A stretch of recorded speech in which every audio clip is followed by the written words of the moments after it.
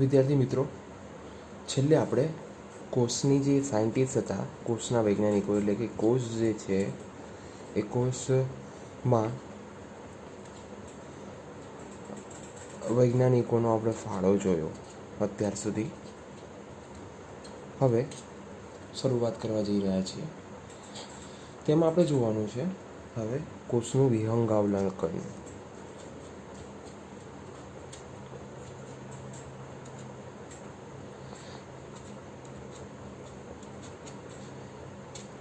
વિહંગાવલોકનનો મતલબ એમ થાય કે આપણે કોષની માહિતી લેવાની છે કે કોષ કેવો હોય છે, શું જોવા મળે, શું ના જોવા મળે, બરાબર છે. તેની અંદર કયા કયા પ્રકારના તેના આકાર છે, કયા કયા પ્રકારનું કદ ધરાવે છે, તેની આપણે ચર્ચા જોઈએ. તો સૌ પ્રથમ એમાં કોષનું કદની વાત કરીએ. તમે જાણો છો વિદ્યાર્થી મિત્રો, તે મુજબ કોષ જે છે એ ઘણા બધા આકારના જોવા મળે અને ઘણા બધી સંખ્યામાં જોવા મળે છે, બરાબર. તો તેમાં થિયરી વાઇઝ આપણે લખી શકીએ કે કોષ જે છે એ કોષ કદ, આકાર અને કાર્યની દ્રષ્ટિએ અલગ પડે છે. જુદા હોય છે. તેમાં જોઈ શકો તો તમે કે તેની અંદર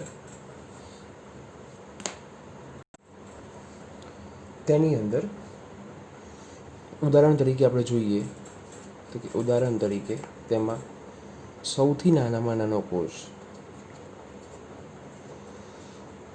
જેને આપણે નામ આપી શકીએ છીએ માઇકોપ્લાઝ્મા. બધી નવી માહિતી છે તમારા માટે, બરાબર છે. સૌથી નાનામાં નાનો કોષ છે સર, તો એ કેટલું કદ ધરાવતો હશે? તો કે તેની લંબાઈ જે છે વિદ્યાર્થી મિત્રો એ ફક્ત 0.3 માઇક્રોમીટર જેટલો લંબાઈ ધરાવે છે, માત્ર 0.3 માઇક્રોમીટર, બરાબર. બીજી વાત કરીએ તો તેની કમ્પેરમાં જે બેક્ટેરિયા છે બધા, એ બેક્ટેરિયા 3 થી 5 માઇક્રોમીટર લંબાઈ ધરાવે છે, બરાબર. આપણે એનો કોષના કદની વાત કરીએ છીએ કે કેવા કેવા અલગ અલગ પ્રકારના કદ જોવા મળે છે. તે ઉપરાંત આ સૌથી નાનો બતાવ્યો સર, તો સૌથી મોટો પણ ક્યાંક તો હશે કે સૌથી મોટો કોષ જે છે એ કોષ શું છે?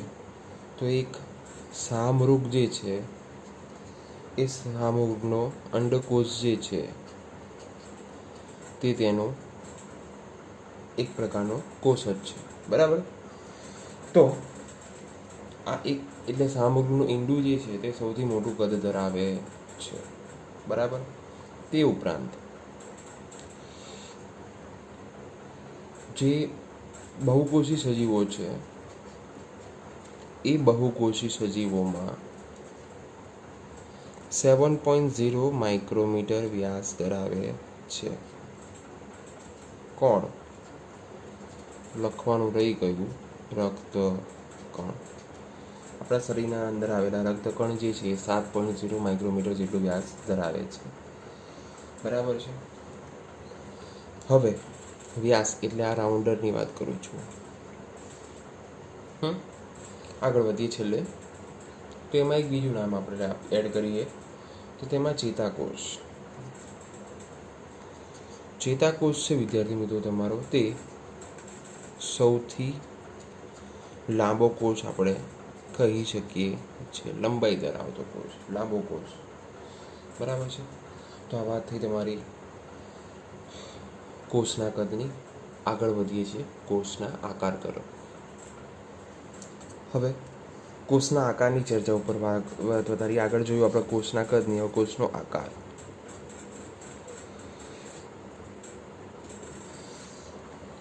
કોષનો આકાર જે છે તેમાં પણ કોષમાં ખૂબ જ વિવિધતા જોવા મળે છે.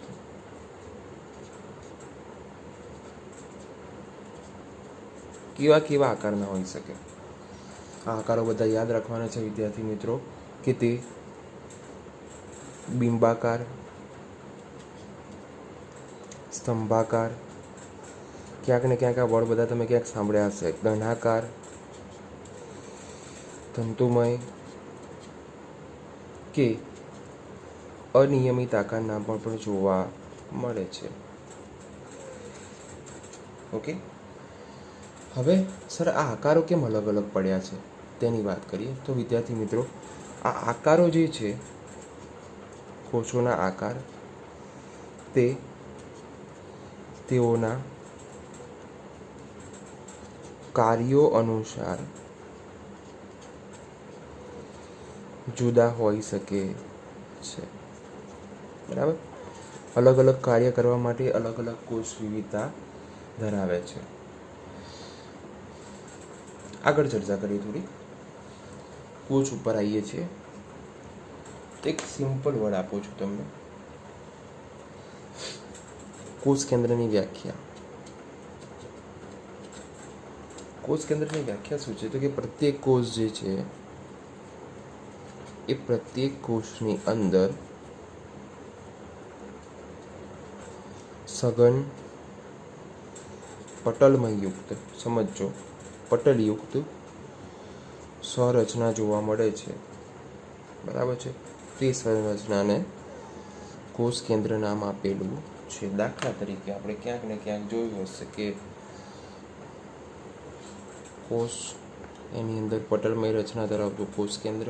બરાબર છે, તો આ જે વાત કરેલી છે એ કોષ કેન્દ્ર કહી શકાય. શું જોવા મળે એની અંદર એની વાત કરીએ. કોષ કેન્દ્રની અંદર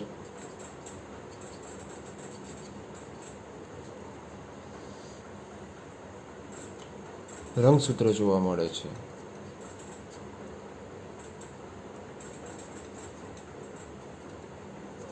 ક્યાંક તમે નામ સાંભળ્યું હશે, રંગસૂત્ર. રંગસૂત્ર શું કામ માટે? તો કે રંગસૂત્રમાં જે છે એ ડીએનએ, એટલે કે રંગસૂત્રમાં બંધારણનો, એટલે કે રંગસૂત્રનું જે બંધારણ છે તેમાં આનુવંશિક દ્રવ્ય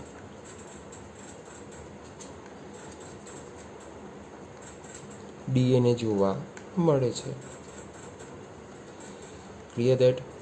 આથી તમારી પ્રાથમિક માહિતી કોષ કેન્દ્રની. આખું કોષનું આપણે વિહંગાવલોકન કરવાનું છે. કોષનું વિહંગાવલોકન કરતાં ફર્સ્ટ ઓફ ઓલ આપણે કોષનું કદની વાત કરી, ત્યારબાદ કોષનો આકાર જોયો, ત્યારબાદ કોષ કેન્દ્રની વાત કરી. હવે આગળ વધીએ, તેમાં આવશે કોષ રસ.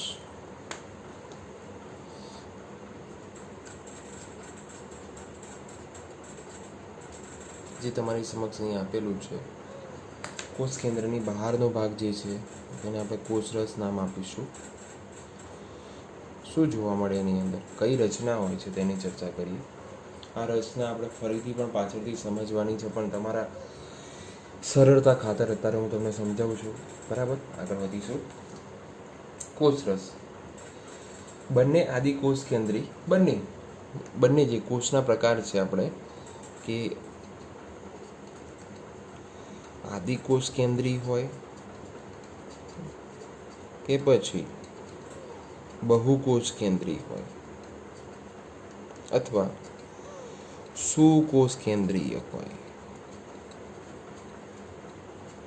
બરાબર, તે કોષોમાં અર્ધ તરલ આધારક જોવા મળશે. કેવો આધારક?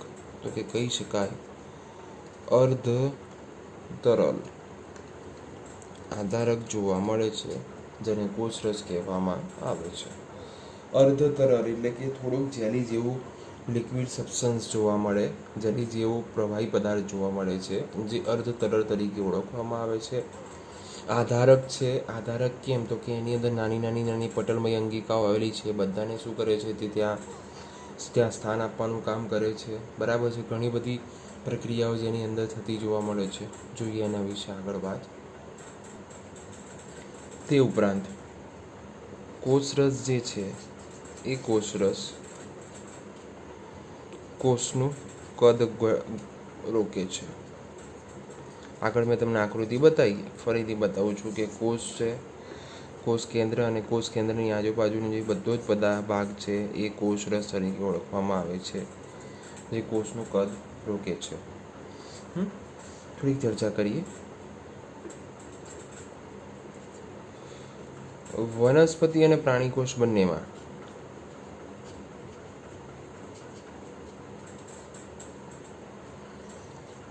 કોઈ પણ કોષીય પ્રક્રિયાઓ કરવા માટે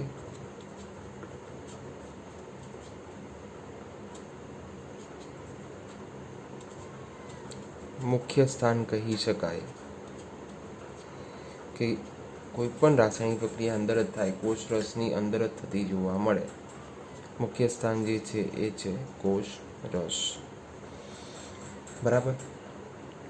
તે ઉપરાંત કોષને તેની જીવંત સ્થિતિમાં રાખવા જરૂરી વિવિધ રાસાયણિક પ્રક્રિયાઓ પણ તેમાં થાય છે. એટલે કોષ જે છે એ કોષને જીવંત રાખવો હોય, બરાબર છે, તેની અંદર સમયાંતરે વિવિધ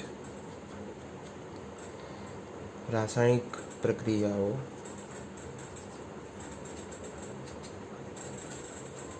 ખૂબ જ જરૂરી છે.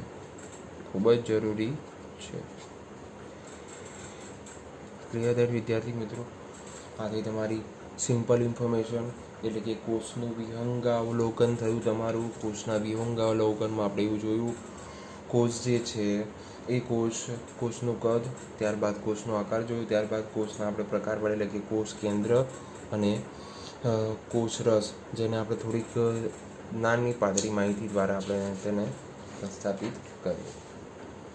હવે આગળ વધીશું. તો આપણને એટલી ખબર છે વિદ્યાર્થી મિત્રો કે જે કોષ છે એમાં બે પ્રકાર આપણને જોવા મળે છે. કોષ જે છે એને આપણે બે પ્રકારે જોઈ શકીએ છીએ. એક તો આદિકોષ કેન્દ્રીય અને બીજો સુકોષ કેન્દ્રીય. તો હવે આ જે ચેપ્ટર છે એ ચેપ્ટરની અંદર આપણે આ બે જે કોષ છે, આદિકોષ કેન્દ્રીય કોષ અને સુકોષ કેન્દ્રીય કોષ, એ બંનેની આપણે ડિટેલમાં ચર્ચા હવે અહીંયા કરવાની છે. ડિટેલમાં ચર્ચા એટલે કે કઈ રીતે, કે તો એ જે છે આદિકોષ કેન્દ્રી, તો સૌપ્રથમ આપણે આદિકોષ કેન્દ્રી વિશે બધી ચર્ચા કરીશું. ત્યારબાદ સુકોષ કેન્દ્રી વિશે બધી ચર્ચા કરીશું, એટલે કે આદિકોષ કેન્દ્રીના કોષ વિશે માહિતી લઈશું, એની અંદર અંગિકાઓ છે તેના વિશે માહિતી લઈશું. ત્યારબાદ સુકોષ કેન્દ્રીય છે એઝ ઇટ ઇઝ તેના કોષની માહિતી લઈશું, તેની અંદર રહેલી વિવિધ અંગિકાઓ વિશેની માહિતી આપણે હવે જોઈશું. બરાબર. વધીએ આગળ. તો સ્ટાર્ટ કરીએ છીએ આદિકોષ કેન્દ્રીથી.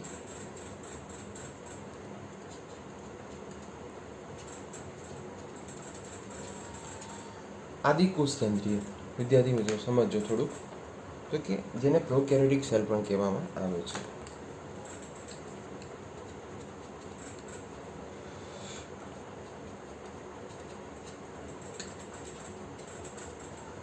જેને પ્રોકેરિયોટિક સેલ્સ પણ કહેવામાં આવે છે. હવે આ આદિકોષ કેન્દ્રીયમાં કયા કયા હશે, કોણ કોણ હશે, શું છે આદિકોષ કેન્દ્રી, તેની આપણે ચર્ચા કરીએ. આદિકોષ કેન્દ્રી જે છે વિદ્યાર્થી મિત્રો, તેમાં કયા કયા સજીવો એટલે કે કોણ કોણ જોવા મળે છે. So first of all bacteria, નીલહરિત લીલ, ત્યારબાદ માઇકોપ્લાઝમા, જે મેં તમને આગળ કીધું, જેને આપણે પીપીએલઓ પણ કહી શકીએ છીએ. નવો વર્ડ આવ્યો તમારી સામે, પીપીએલઓ, જેનું ફૂલ ફોર્મ છે પ્લુરો ન્યુમોનિયા લાઇક ઓર્ગેનિઝમ્સ. યાદ રાખવાનું છે બધાએ, બરાબર છે, યાદ રહે એવું જ છે, પ્લુરો ન્યુમોનિયા લાઇક ઓર્ગેનિઝમ્સ. તે ઉપરાંત આ જે છે એ આદિકોષ કેન્દ્રીય જે છે એ આદિકોષ કેન્દ્રીય કોષનું પ્રતિનિધિત્વ કરે છે. એટલે કે આનાથી આપણે સમજી શકીએ કે આદિકોષ કેન્દ્રીય કોષ કેવો જોવા મળતો હશે આપણને. ક્લિયર? આદિકોષ કેન્દ્રીય જે આપણે આગળ ચલી રહ્યા છે તેના થોડાક પોઈન્ટ્સ આઉટ કરીએ કે શું છે એવું. તો કે તેઓ જે હંમેશા છે ને મુખ્યત્વે નાના હોય છે. આપણે માઇક્રોપ્લાઝમાનું તો ઉદાહરણ આગળ લઈ લીધું છે. બીજું કેવી વાત, તો કે સુકોષ કેન્દ્રી કરતાં, જે સુકોષ કેન્દ્રી આપણે સજીવો જોઈશું આગળ, એ કોષ કરતાં ઝડપી વિભાજન પામે છે. ઝડપી વિભાજન એટલે કે સમવિભાજનની ઘટના એમાં ફાસ્ટ થતી જોવા મળે. બરાબર. તે ઉપરાંત કદની દ્રષ્ટિએ જોઈએ તો તેઓ કદ આગળ તો સમજ્યા, પણ આપણે ફરીથી અહીંયા સમજવું પડે. કદ અને આકારમાં ઘણી વિભિન્નતા ધરાવે છે. કેવી વિભિન્નતા જોવા મળે એની ચર્ચા કરીએ. તો બેક્ટેરિયા જે છે એ બેક્ટેરિયાના મુખ્ય 4 આકાર જોવા મળે છે. કયા કયા 4 આકાર? તો કે બેઝિલ્સ, જેને આપણે દંડાણુ કહીશું, નામ પ્રમાણે એનો આકાર હશે. ત્યારબાદ કોકસ, એટલે કે તેને ગોલાણું કહીશું, નામ પ્રમાણે કામ હશે. ત્યારબાદ વિબ્રિયો, નામ કામ ક્યાંક સાંભળ્યું હશે, વિબ્રિયો કોરેલી નામનો વાયરસ બેક્ટેરિયા, બરાબર છે. તો તે કોમા આકાર. અને છેલ્લે સ્પાઇરિલિયમ, જેને કહી શકીએ સર્પાકાર. તો વિદ્યાર્થી મિત્રો, આ 4 પ્રકારના જે આકાર છે તેની અંદર જોવા મળે છે. બરાબર છે. વિવિધ આકાર જોવા મળે છે. તો કઈ રીતે દર્શાવી શકીએ કે દંડાણુ છે બેસિલસ, બરાબર, તો એના આ રીતે પણ આપણે દર્શાવી શકીએ છીએ, દંડ આકારના. ત્યારબાદ ગોળાણું છે, ગોળ ગોળ જોવા મળશે. Clear that? આગળ વધી આ રીતે જોવા મળે.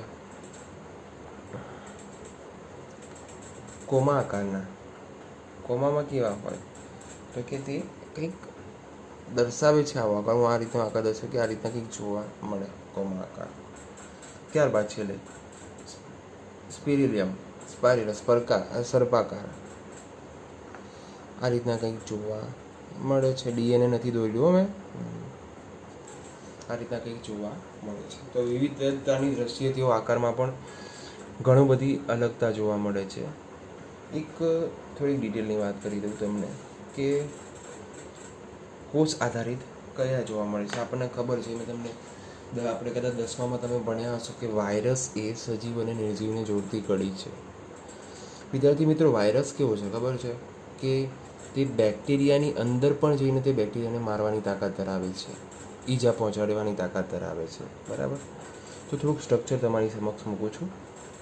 તો કે સૌથી પહેલાં સૌથી નાનામાં નાનો જોવા મળે આપણને તો તે છે વાયરસ.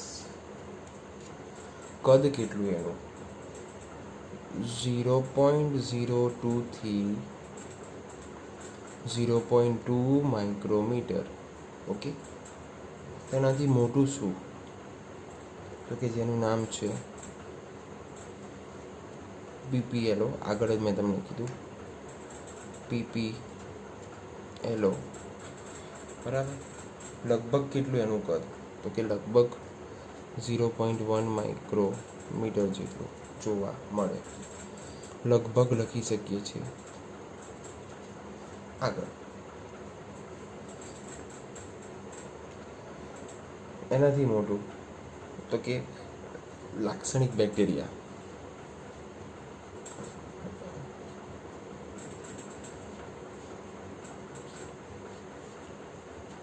કેવા?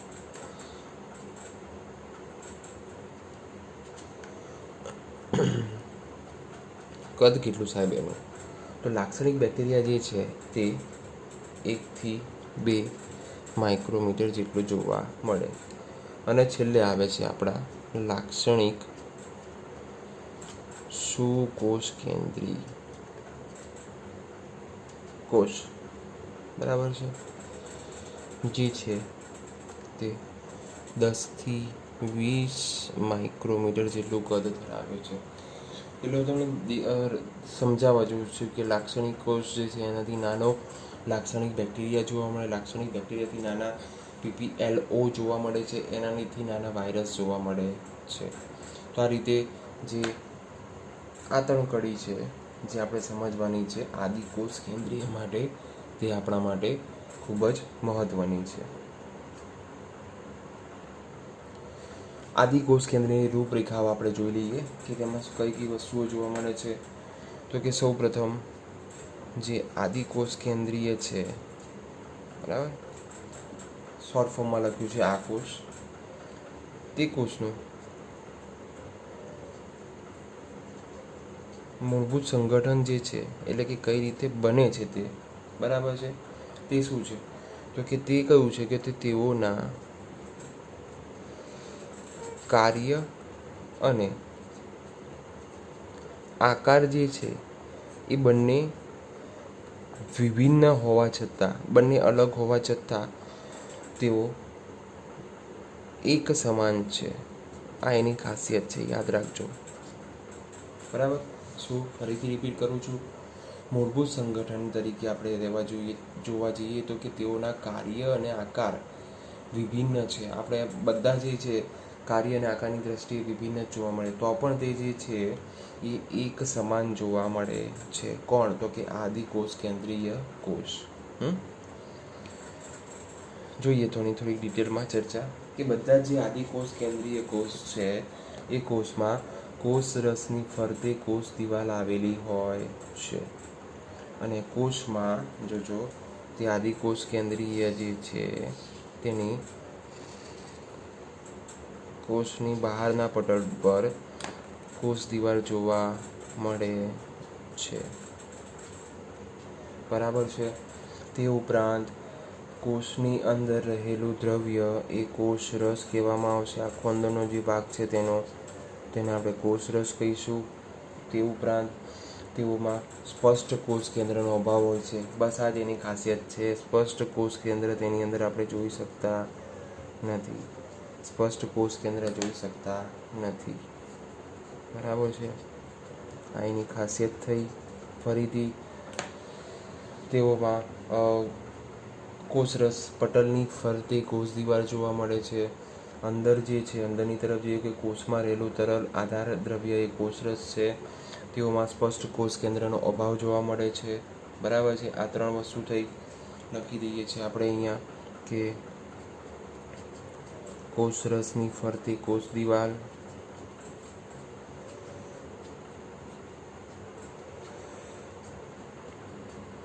તરલ આધાર તરીકે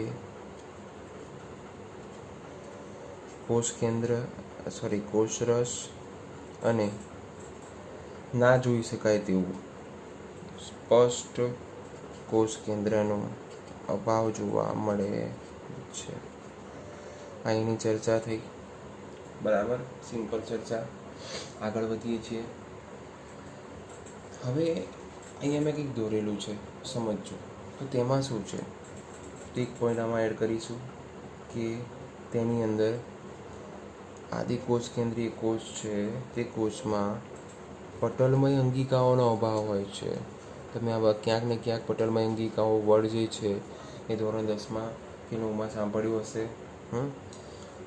અંગિકાઓનો અભાવ હોય છે. તે ઉપરાંત સમજો, તે ઉપરાંત આનુવંશિક દ્રવ્ય જેને આપણે કહીએ છીએ DNA, બરાબર છે, એ DNA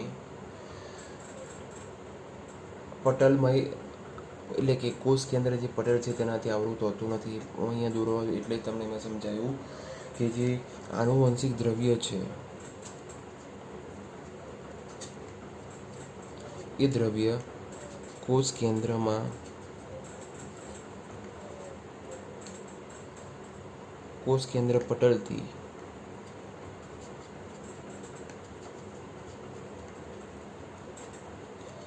આવૃત હોતું નથી. દેટ મીન્સ કે આના પરથી હજી એક આપણે આદિકોષ કેન્દ્રીયને સમજવું હોય તો એવું કહી શકીએ કે કોષ કેન્દ્રની અંદર દાખલા તરીકે આ કોષરસ પટલ એટલે કે કોષ દિવાલ જોવા મળે અને અંદર કોષ કેન્દ્ર આવે, જેના માટે આપણે એની અંદર કોષ કેન્દ્ર પટલ જોવા મળતું નથી. સમજો, કોષ કેન્દ્ર પટલ જોવા મળતું નથી એટલે કોષ કેન્દ્રની અંદરની જે રચના છે એ છૂટી ફરતી જોવા મળે. એની અંદર આ રીતે આવરણનો અભાવ જોવા મળે છે. એની અંદર આવરણનો અભાવ જોવા મળે છે. તેથી આપણે MCQમાં તમારે પૂછાઈ શકે કે કયા કોષના કોષ કેન્દ્રમાં પટલ જોવા મળતું નથી, તો તેમાં આપણે લખી શકીએ આદિકોષ કેન્દ્રીય કોષ. બરાબર વિદ્યાર્થી મિત્રો, આ થોડીક તમારા માટે માહિતી થઈ છે. આપણે વાત કરી કે કોષ કેન્દ્ર કોષની વિહંગાવલોકનની વાત કરી, જેમાં કોષનો આકાર જોયો, કોષનું કદ જોયું, કોષ વિશે પ્રાથમિક માહિતી લીધી. ત્યારબાદ કોષ જે છે કોષના બે પ્રકાર પાડે, આદિકોષ કેન્દ્રીય, સુકોષ કેન્દ્રીય. બરાબર છે.